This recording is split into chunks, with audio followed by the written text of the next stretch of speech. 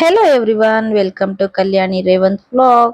ಈ ಬೇಸಿಗೆಗೆ ಆದಷ್ಟು ನೀರಿನಾಂಶ ಜಾಸ್ತಿ ಇರುವಂತ ಫ್ರೂಟ್ಸು ವೆಜಿಟೇಬಲ್ಸ್ ನ ಸೇವಿಸೋದ್ರಿಂದ ನಮ್ಮ ದೇಹ ತಂಪಾಗಿರುತ್ತೆ.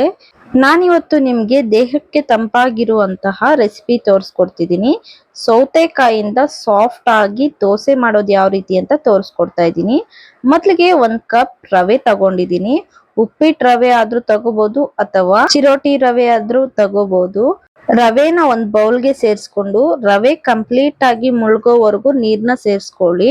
ನೀರ್ ಸೇರಿಸ್ಕೊಂಡು ಒಂದು 5ರಿಂದ 10 ನಿಮಿಷ ನೆನೆಸಿ. ನೋಡಿ 5 ನಿಮಿಷ ಬಿಟ್ಟಿದ್ದೀನಿ. ನಂತರ ಒಂದು ಮಿಕ್ಸಿ ಜಾರ್ನ ತಗೊಂಡು ನೆಂದಿರೋ ಅಂತಹ ರವೆನ ಸೇರಿಸ್ಕೊಳ್ತಿದ್ದೀನಿ. 5 ನಿಮಿಷ ಆದ್ರೆ ಸಾಕಾಗತ್ತೆ. ನೋಡಿ ಸೇರಿಸ್ಕೊಂಡು ಸ್ವಲ್ಪ ನೀರ್ನ ಸೇರಿಸ್ಕೊಂತಾ ಇದ್ದೀನಿ. ತುಂಬಾ ಸೇರಿಸ್ಕೋಬೇಡಿ, ಸ್ವಲ್ಪ ಆದ್ರೆ ಸಾಕಾಗತ್ತೆ. ಹಾಗೆ ಒಂದು ಮೀಡಿಯಂ ಸೈಜ್ ಸೌತೆಕಾಯಿನ ಸಿಪ್ಪೆ ಸಮೇತ ತುರ್ಕೊಂಡಿದ್ದೀನಿ. ನೀವು ಬೇಕಿದ್ರೆ ಕಟ್ ಮಾಡಿ ಸಹ ಸೇರಿಸ್ಕೋಬಹುದು. ತುರಿದುಕೊಂಡೆ ಆದಷ್ಟು ಸೇರಿಸ್ಕೊಂಡ್ರೆ ನುಣ್ಣಗೆ ಮಿಕ್ಸಿ ಮಾಡ್ಕೋಬಹುದು. ರುಚಿಗೆ ತಕ್ಕಷ್ಟು ಉಪ್ಪು ಸೇರಿಸ್ಕೊಂಡು ನುಣ್ಣಗೆ ರುಬ್ಕೊ ಬನ್ನಿ. ನೋಡಿ ನಾನೀಗ ರುಬ್ಕೊಂಡಿದ್ದೀನಿ. ರುಬ್ಬಿರೋ ಅಂತದನ್ನ ಒಂದು ಬಟ್ಲಿಗೆ ಸೇರಿಸ್ಕೊಂತಿದ್ದೀನಿ.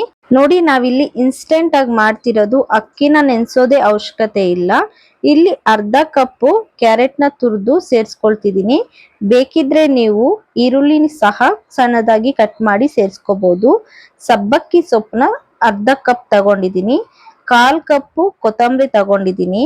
4 ಹಸಿಮೆಣಸಿನಕಾಯಿನ ಸಣ್ಣ ಸಣ್ಣದಾಗಿ ಕಟ್ ಮಾಡಿದ್ದೀನಿ. ಹಾಗೆ ಅರ್ಧ ಟೇಬಲ್ ಸ್ಪೂನ್ ಜೀರಿಗೆನ ಸೇರಿಸ್ಕೊಂಡು ಚೆನ್ನಾಗಿ ಮಿಕ್ಸ್ ಮಾಡ್ಕೊಳ್ತಿದ್ದೀನಿ. ನೋಡ್ಕೊಳ್ಳಿ, ನೀರ್ ಬೇಕಿದ್ರೆ ಸೇರಿಸ್ಕೊಳ್ಳಿ, ಹಾಗೆ ಉಪ್ಪು ಬೇಕಿದ್ರೇನು ಸೇರಿಸ್ಕೊಳ್ಳಿ. ದೋಸೆ ಹಿಟ್ಟು ಅದ ಬಂದ್ರೆ ಸಾಕಾಗತ್ತೆ.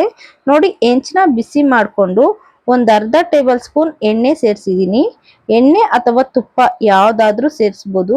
ನಾನಿಲ್ಲಿ ಎಣ್ಣೆ ಸೇರಿಸಿದ್ದೀನಿ. ನಂತರ ನಿಮ್ಗೆ ದೋಸೆ ಯಾವ ಸೈಜ್ ಬೇಕೋ ನೋಡ್ಕೊಂಡು ದೋಸೆ ಹಾಕೊಳ್ಳಿ.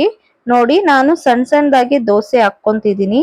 ಅತಿ ಸಣ್ಣ ಏನಿಲ್ಲ, ಮೀಡಿಯಂ ಸೈಜ್ ಆಗಿ ದೋಸೆ ಹಾಕೊಂಡು ಒಂದ್ ಸ್ವಲ್ಪ ಸುತ್ತಲೂ ಎಣ್ಣೆ ಬಿಟ್ಕೊಳ್ತಿದ್ದೀನಿ. ಮೇಲೆ ಸ್ವಲ್ಪ ಎಣ್ಣೆ ಸೇರಿಸ್ಕೊಂಡು ಒಂದು ಲಿಡ್ ನ ಕ್ಲೋಸ್ ಮಾಡ್ತಿದ್ದೀನಿ.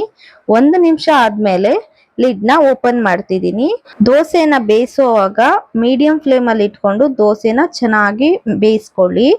ಯಾಕೆ ಅಂದ್ರೆ ನಾವು ಇನ್ಸ್ಟೆಂಟ್ ಆಗಿ ಮಾಡ್ತಿರೋದ್ರಿಂದ ಹಸಿ ಹಸಿ ಇರೋ ಚಾನ್ಸಸ್ ಇರತ್ತೆ. ಅದಕ್ಕೆ ಮೀಡಿಯಂ ಫ್ಲೇಮ್ ಅಲ್ಲಿ ಇಟ್ಕೊಂಡು 1 ನಿಮಿಷ ಆದ್ರೆ ಸಾಕಾಗತ್ತೆ. ನೋಡಿ ನಿಧಾನಕ್ಕೆ ತಿರ್ಸ್ಕೊಳ್ತಿದ್ದೀನಿ.